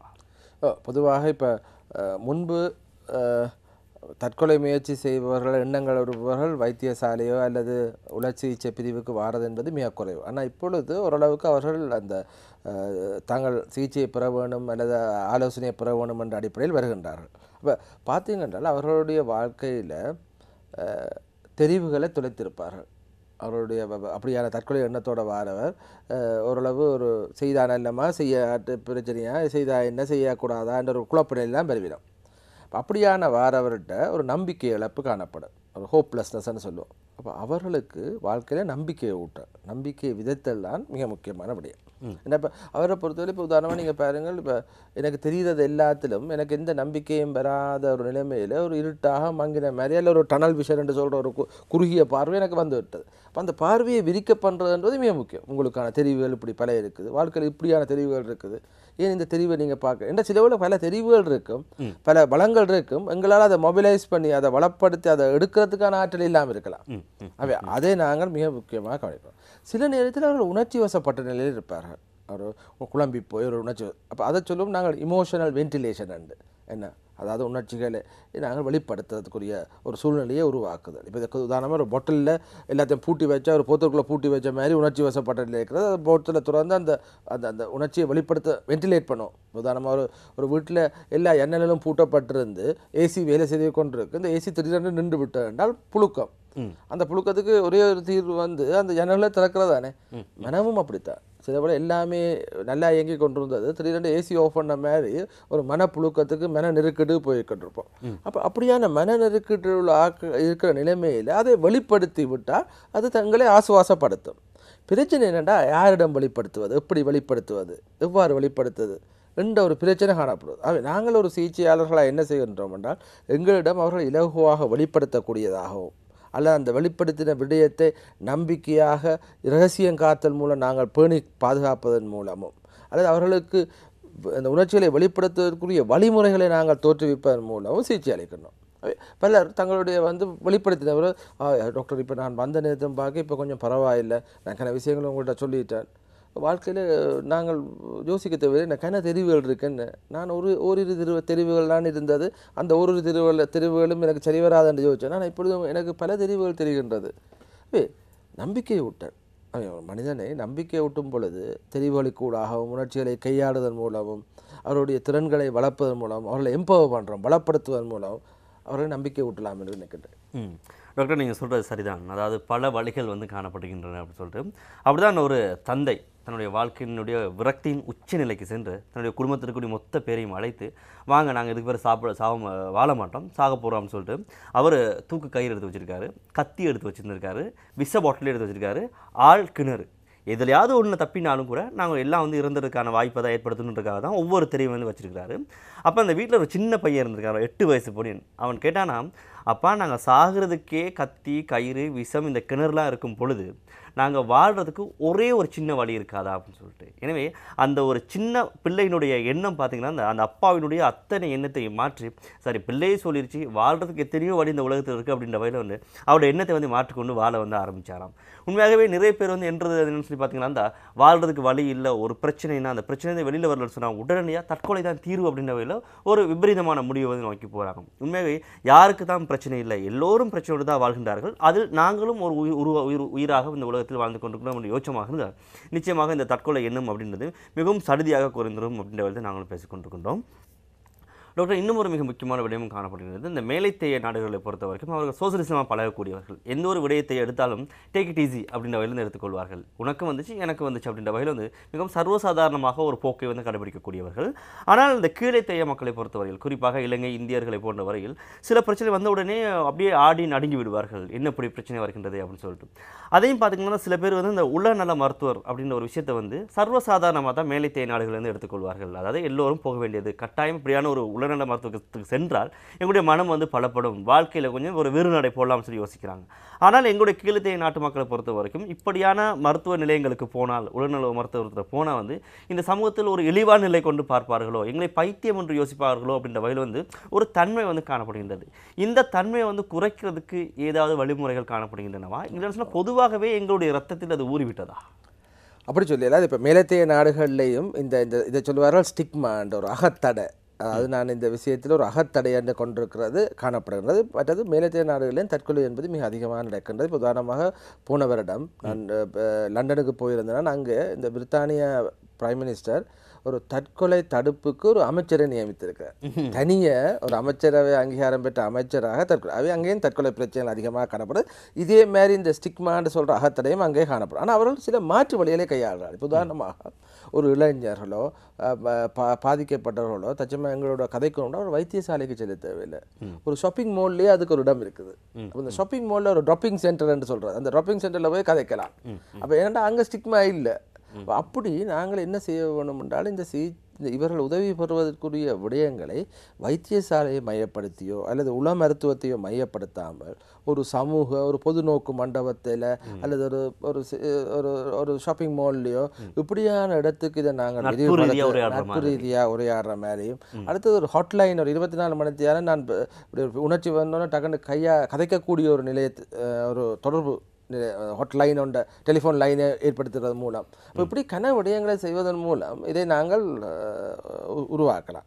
இது இந்த உள மருத்துவம் என்று சொன்னதில் கொஞ்சம் ஒரு அகத்தடை அதிகமாக காணப்படலாம். ஆனால் அதை பொதுவாக செய்யும் பொழுது இருக்கலாம். ஆனால் அதை விட நான் சொல்லுவேன், மனிதர்கள் துன்பப்படும் பொழுது அந்த சக மனிதன் துன்பப்படும் போது அந்த மனிதனுக்கு ஒரு ஒரு தோழமையுடன் ஆதரவு கொடுக்கின்ற ஒரு மனநிலையை பெற்றுக்கொள்வது ஒரு மிக முக்கியமானது. ஒரு மனிதன் துன்பப்படும் பொழுது தோழமையோடு ஆதரவு கொடுக்கின்ற ஒரு மனித இயல்பை எல்லோரும் வளர்த்து, அது சொல்கிறது கம்பேனியன்ஷிப், இந்த கம்பேனியன்ஷிப் அல்லது கம்பஷனோட ஒரு ஆதரவோட பரிவோட மற்றவண்ட பிரச்சனையை செவிமடுத்து மற்றவனுக்கு உதவி செய்கின்ற ஒரு கல்ச்சரை நாங்கள் ஏன் உருவாக்கக்கூடாது? அப்படி உருவாக்கும் பொழுது இந்த பிரச்சனை மிக பெருமளவு குறையும் நினைக்கின்றேன்.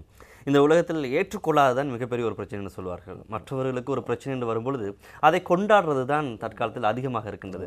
அவருடைய பிரச்சனை நமக்கும் ஒரு காலத்தில் வரும் சொல்லி யோசிக்கிறது மிக மிக குறைவாக தான் காணப்படுது. எனவே தற்கொலை எண்ணம் ஒருவருக்கு உருவாகமாக இருந்தால், ஏன்னா உடல்நல மருத்துவத்தை ஒருத்தர் போராடாக இருந்தால் அவரை இழிவு கொண்டு பார்க்குற ஒரு கண்ணோட்டத்தை முதல்ல நாங்கள் மாற்றுவோமாக இருந்தால் நிச்சயமாக சகஜமாக எல்லோரும் சென்று தங்களுடைய ஆலோசனைகளை பெற்றுக்கொண்டு தன்னுடைய வாழ்க்கையை சேவ் பண்ணுறதுக்கான வாய்ப்பு ஏற்படும். எனவே எங்களுடைய எண்ணம் தான் மிக முக்கியமான ஒரு காரணம். அதிலும் இந்த சார் சொன்ன மாதிரி அந்த அகத்தடையை, எங்களுடைய உள்ளத்தில் இருக்கக்கூடிய அந்த தடையை நாங்கள் மாற்றிக்கொண்டாலே மிக நிச்சயமாக இப்படியான பிரச்சனைகள் ஏற்படும் பொழுது சிறந்த ஆலோசனைகளையும் அறிவுரைகளையும் பற்றி இப்படியான பிரச்சனைகள் வெளியில் வரலாம் அப்படின்னு சொல்லியிருக்கீங்க டாக்டர்.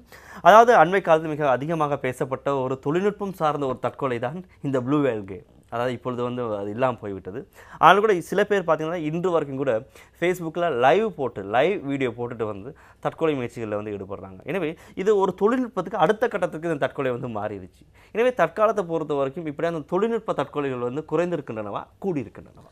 இல்லை, உதாரணமாக தொழில்நுட்ப வளர்ச்சியில் இந்த தற்கொலை செய்கின்ற விடயம் வெளிப்படுத்துறது கூடி போயிருக்குது. அதாவது இப்படி ஒரு தற்கொலை நடக்குது, இப்படி நடக்குது, அப்படி செய்யலாம் என்ற விடயம் வெளிப்பரப்புக்கு வந்திருக்கிறது. அடுத்த ஒரு பேசுபொருளாக மாறி இருக்கின்றது. அது ஒரு நிலைமை. இப்போ இந்த ப்ளூ வேல் போன்ற விடயங்கள் இன்னொரு பிரச்சனைக்குரிய விஷயம். அது தற்கொலைக்காக மட்டுமல்ல. இப்போ நீங்கள் பார்த்தீங்கன்னா எங்களோட சிறுவர்கள் இந்த ஸ்க்ரீன் என்று சொல்லுவோம், இது எல்லாத்தையும் டோட்டலாக என்ன tablet, laptop, phone, mobile phone, வட்டவர் எல்லாத்தையும் அந்த ஸ்க்ரீன் என்று சொன்னால் அந்த ஸ்க்ரீனுக்குள்ள அடிமையாகி போகிற தன்மை அதிகரித்து காணப்படுகிறது.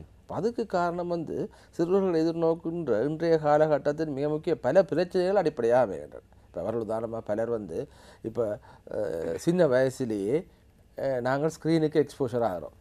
உதாரணமாக சொல்லப்படுது, இப்பொழுது 2 வயது வரையும் எந்த ஸ்க்ரீன் எக்ஸ்போஷரையும் செய்ய வேணாமா. ஒரு மொபைல் ஃபோனை கொடுக்க வேணாம், டிவியை பார்க்க வைக்க வேணாம், ஒரு டேப்லெட்டை கொடுக்க வேணாம்னு சொல்லப்படுது. 2 வயசுலேருந்து 6 வயசு வரையும் அரை மணித்தியானம் தான் ஒரு நாளைக்கு. 6 வயசுலேருந்து 12 வயசு வரையும் 2 மணித்தியானம் தான் மேக்சிமம். இப்படித்தான் ஸ்க்ரீன் எக்ஸ்போஷர் இருக்கணும். ஆனால் எங்கள் நாளில் அப்படி இல்லை. பிறந்த குழந்தை ஒரு கொஞ்ச நாள்லேயே மொபைல் ஃபோனை செய்யும். அப்போ அந்த மொபைல் ஃபோனில் அது பார்க்குது. பிறந்த ஒரு 1000 நாளுக்குள்ளேயே மொபைல் ஃபோனை ஆப்ரேட் பண்ணுற நிலைமை அல்லது ஸ்க்ரீனை பார்க்குற நிலைமை அதிகரித்து காணப்படுறால் அதுக்கு அடிக்டடாக, அதுக்கு அடிமையாகின்ற தன்மை அதிகரித்து காணப்படும். அப்படி அடிமையானவர்கள் அதிலிருந்து விடுபட முடியாமல் இப்படியான ப்ளூ வேல் அல்லது அது இன்னொரு பேரில் இன்னொன்று கொஞ்ச நாளில் வரும். அப்படியான ஒன்றுக்கு அடிமையாக போகிற தன்மை அதிகமாக காணப்படுறது. அவை தொழில்நுட்பத்தை நாங்கள் எதற்கு பயன்படுத்துகின்றோம் அல்லது எவ்வாறு விடயத்துக்கு பயன்படுத்துகிறோம் என்றதெல்லாம் அது தங்கி இருக்கின்றது. இதில் பெற்றோருன்ற மிக முக்கியமான பங்களிப்பு நான் நினைக்கிறேன் மிக அதிகமாக தேவைப்படுகின்றது. இங்கே பெற்றோர் முன்பைய காலத்தில் அவர்கள் எப்படி பெற்றோர் என்ற வைபாகத்தை வைத்தார்களோ அந்த வைபாகத்திலிருந்து ஒரு முற்றிலும் அல்லது நியாயமாக வேறுபட்ட ஒரு பெற்றோர் என்ற வைபாகம் இப்பொழுது உருவாக்கப்பட்டிருக்கு. அந்த வைபாகத்தை பெற்றோர் எடுத்து அது கூட கையாண்டாத்தான் நீங்கள் சொல்கிற இப்படியான தொழில்நுட்பம் சார்ந்து வர விடயங்களை தவிர்க்கலாம். அதாவது டாக்டர், இந்தியாவை பொறுத்தவரையில் அதிகமான தற்கொலைகள் இடம்பெறுவது இந்த விவசாயிகள் மத்தியில் தான். குறிப்பாக அவர்கள் இந்த பொருளாதார நஷ்டம், விவசாயத்தில் நஷ்டம், வாங்கிய கடனை கட்ட முடியவில்லை அப்படின்ற வகையில் தான் அதிகமான தற்கொலைகள் விவசாயிகள் சார்ந்து இடம்பெறுகின்றன. அதே தேசத்தில் அண்மையில் உருவான ஒரு திரைப்படம் தான் டார்லிங் அப்படின்னு ஒரு திரைப்படம்.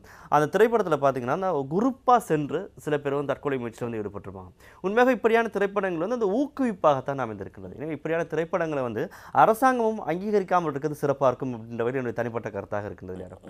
இல்லை, இப்போ நான் சொல்லுவேன், இப்போ எங்களோட தமிழ் பிரதேசங்களில் தற்கொலை அதிகரிக்கிறதுக்கு தமிழக சினிமா ஒரு மிக முக்கிய காரணமாக அமைந்துவிட்டது. இப்போ சினிமாவும் இந்த தொடர் நாடகங்களிலும் பல விடயங்கள் தற்கொலை பற்றி கதைக்கப்படுகின்றது, அல்லது தற்கொலை செய்கின்ற முறைகள் பற்றி செய்யப்படுகின்றது, அல்லது தற்கொலைக்கான ஒரு விவரிப்பு பெருமளவில் காணப்படுகிறது. இது எங்களோட நாட்டில் தமிழர் சமூகத்தில், தமிழ் பேசும் சமூகத்தில் தற்கொலை அதிகரித்து போவதற்கு மிக முக்கிய காரணமாக அமைந்திருக்கிறது. இப்போ நாங்கள் இதை அரச அளவில் இதை தடுப்பார்கள் அல்லது உதாரணமாக மது பழக்கத்துக்கு கூடி இதை சொல்லலாம். மது பழக்கம், புகைப்பிடித்தல் பழக்கம் கூடி சினிமா கூட தான் பெறுது. அப்போ இதை நாங்கள் பெரிய அளவில் அரசாங்க மட்டத்திலேயோ அல்லது வேறு உயர் மட்டத்திலேயோ தடுக்கிறதுன்றது ஒரு விடயம். அது எவ்வளோத்துக்கு சாத்தியம் என்பது அது சொல்ல முடியாட்டிலும் நாங்கள் இதை எப்படி விளங்கி கொள்வது என்பதையாவது நாங்கள் எங்களை கையில் எடுத்துக்கொள்ளலாம். உதாரணமாக ஒரு நடிகன் சிகரெட்டை பிடிக்கிறதையோ அல்லது தற்கொலை முயற்சி செய்கிறதையோ இது ஒரு படத்துக்காக காட்டப்பட்டது அல்லது ஒரு விளம்பரத்துக்காக காட்டப்படுகிறது அல்லது என்ன இது பழுதாக்குன்றது, என்னில் இது இவ்வளோ பெரிய தாக்கத்தை ஏற்படுத்துகின்றது, அதை சொல்வார்கள் இந்த மீடியா லிட்ரஸி என்று.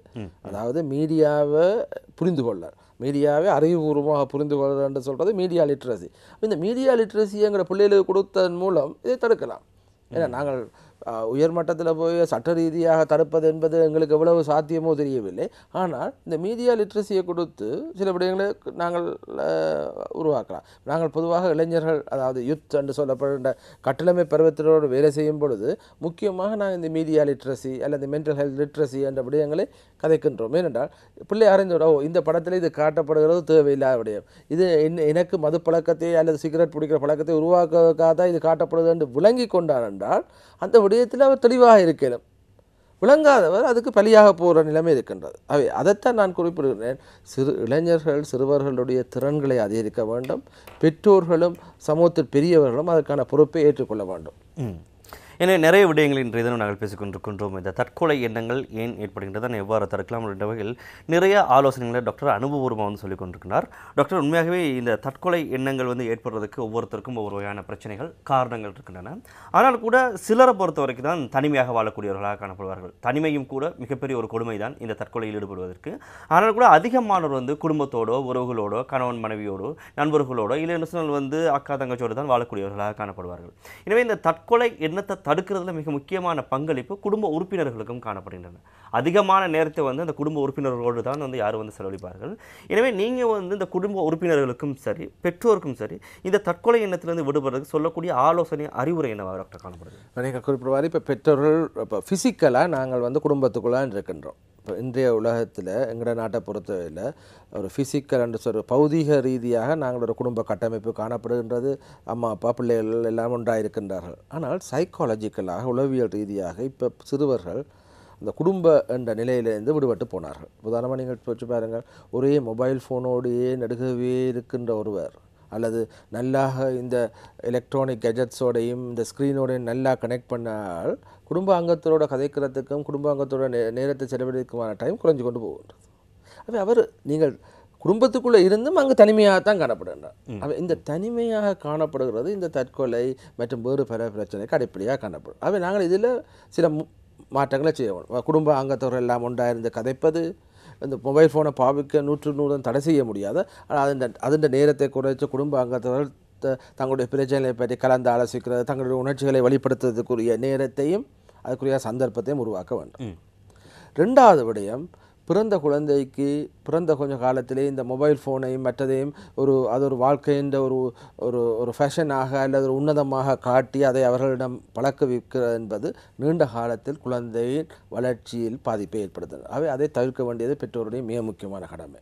நான் முதலே குறிப்பிட்டது போல 2 வயது வரையும் எந்த பிள்ளையும் எந்த ஒரு ஸ்க்ரீனோடையும் தொடர்பு ஏற்படுத்த விட ஒன்றோடையும் தொடர்பு. 2 வயசுக்கு அப்புறம் ஒரு நாளைக்கு அரை மணி நேரம் பண்ணுறதில் மிக தெளிவாக இருக்கணும். 6 வயசு வரை, 6 வயசுலேருந்து 12 வயசு 2 மணி நேரம் தான் அது பிள்ளை பாவிக்கணும், அதுக்கு மேலே பாவிக்கக்கூடாது என்பதில் பெற்றோர் மிக உறுதியாக இருக்க வேண்டிய காலகட்டம் இது. இது ஒரு இந்த கைட்லைன்ஸ், இந்த அறிவூட்டல் எங்களோட அரசாங்கத்தில் வழங்கப்பட்டிருக்கின்றது, சுகாதார அமைச்சாலையும் வழங்கப்பட்டிருக்கிறது. ஆனால் எவருமே அதை பற்றி கவனிக்கிறதே இல்லை. அது ஒரு மிக முக்கியமான. அடுத்தது, பெற்றோர்கள் பிள்ளைகளுக்கு இடையில் தங்களோட குடும்பமாக இருந்தாலும் பாடசாலையாக இருந்தாலும் அவர்களுக்கு இடையில் வர சுமூகமான உறவை வளப்படுத்தணும்.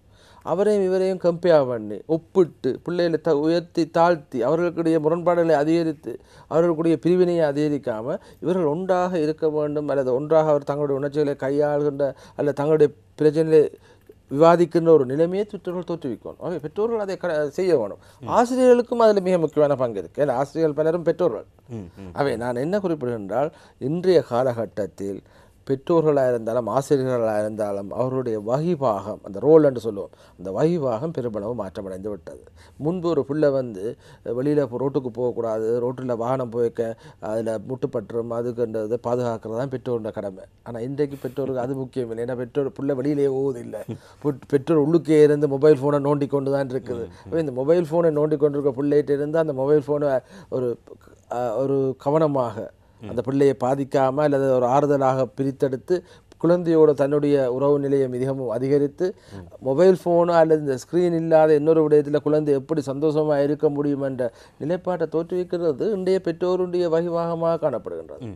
அவை நாம் எங்களுடைய நிலைமையை புரிந்து அதற்குரிய வகிவாகத்தன்மையை மாற்றி குழந்தைகளை அவர்களுக்கு ஒரு உன்னதமான எதிர்காலத்தை உருவாக்குகின்ற ஒரு நீண்ட நன்னோக்குக்காக தற்காலிக சந்தோஷங்களையும் ஒரு தற்காலிகமாக இருக்கிற அந்த ஃபேஷன் என்று சொல்லுவார்கள், டெலிஃபோன் வச்சுக்கிறது, இந்த ஃபோன் வச்சுக்கிறது, எப்படி வச்சுக்கிறது, அவன் நல்லா டெலிஃபோனில் படம் எடுப்பான் அல்ல நல்லா மொபைல் ஃபோனை வடிவாக ஆப்ரேட் பண்ணுறான்றதில் இல்லை என்றதை பெற்றோர்கள் விளங்கிக் கொள்வது என்றது மிக மிக முக்கியமாக. சரி டாக்டர், நீங்கள் சொன்னது வாஸ்தவமான கருத்து தான்.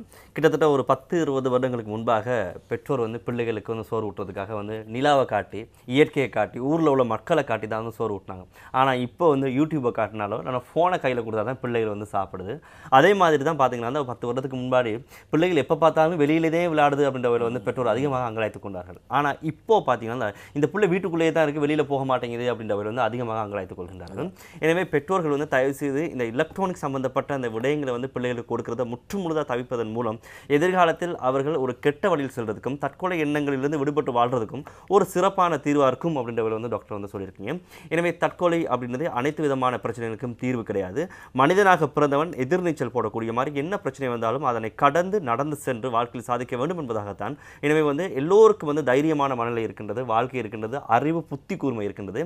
எனவே அதனை பயன்படுத்தி வந்து வாழ்க்கையில் வெற்றி பெறணுமே தவிர எல்லா பிரச்சனைக்கும் இந்த தற்கொலை தான் தீர்வு அப்படின்ற ஒரு எண்ணத்தை நாங்கள் மாற்றிக்கொண்டாலே நிச்சயமாக நாட்டிலும் சரி இந்த உலகத்திலும் சரி தற்கொலை எண்ணங்களும் சரி தற்கொலையும் சடிதியாக குறையும் அப்படின்றதாகத்தான் இன்றைய தினத்தில் டாக்டர் வந்து நிறைய விடயங்களை வந்து பேசியிருக்கீங்க டாக்டர். எனவே இந்த தற்கொலை அப்படின்னு பார்க்கும் பொழுது டாக்டர் இறுதியாக கேட்கக்கூடிய ஒரு கேள்வி, அதாவது இந்த இளைஞர்களுக்கு வந்து இந்த பொழுதுபோக்கு விடயம் அப்படின்றது வந்து மிக முக்கியமாக வந்து ஒரு அதிகமாக இருக்கத்தான் வேண்டும். எனவே பொழுதுபோக்கு என்னத்தான் இருந்தாலும் கூட திரைப்படமாக இருக்கலாம், பீச்சாக இருக்கலாம், கடலாக பார்க்க கூட காணப்படலாம், அங்கே செல்றதுக்கான மக்கள் தொகை சடுதியாக வந்து குறைந்து விட்டது. நிறைய பேர் பார்த்தீங்கன்னா இப்போ உங்கள்கிட்ட பேசுகிறத விட சில பேர் பார்த்தீங்கன்னா அந்த ஃபோன்லேயே பார்த்துக்கொண்டு தான் பேசுவாங்க. உங்கள்கிட்ட ஏதாவது பேசுவாங்க ஒரு மெசேஜில் ஒரு இல்லைன்னா ஒரு காலில் தான் பேசுகிறாங்க. எனவே இந்த பொழுதுபோக்குகளை அதிகரிப்பது நிமித்தம் கூட இந்த தற்கொலை எண்ணங்களை வந்து குறைக்கிறதுக்கான வாய்ப்பு இருக்குமா? நாங்கள் உதாரணம் என்னென்றால் எங்களோட இந்த ஃபிசிக்கல் ஆக்டிவிட்டின்னு சொல்கிறோம், உடல் ரீதியாக ஆக்டிவாக இயங்குறது, ஒரு எக்ஸசைஸையோ விளையாடுறதையோ அந்த ஃபிசிக்கல் எக்ஸசைஸ் அல்லது ஒரு ஃபிசிக்கலி நாங்கள் ஆக்டிவாக இருக்கிறன்ற நிலைமை நியாயமாக குறைஞ்சு கொண்டு போகின்றது. மக்கள் ஃபிசிக்கலாக ஆக்டிவாக இருக்கிறது என்பது அவர்களுடைய எல்லா ஆரோக்கியத்துக்கும் அடிப்படையான. எங்களுடைய பொழுதுபோக்கை நாங்கள் உடல் ரீதியாக இயக்க ஆக்டிவாக இருக்கிற நிலைமையை உருவாக்குவோம். இப்போ உதாரணமாக பைசிக்கல் புஷ் சைக்கிளை ஓடுறதுன்றது இவ்வளோ பெரிய ஆரோக்கியமானன்றது இந்த மக்கள் இவ்வளோ காலமாக மறந்து போட்டார்கள். இவ்வளோதான் கிட்ட போகிறதாண்டாலும் வாகனத்தில் செல்ல வேண்டிய நிலைமை, சைக்கிளில் போகிறது அவமானம். அப்போ அதுகள்லாம். ஆனால் சைக்கிள் என்பது இப்போ சில நாடுகளில் பார்த்தீங்கன்னா சீனா போன்ற நாடுகளில் அது அவர்கள் ஒரு கல்ச்சராக உருவாக்கி. ஏன் டாக்டர் இலங்கையில கூட நிறைய வெள்ளைக்காரர்கள் சைக்கிளில் தான் போயிட்டு வராங்க.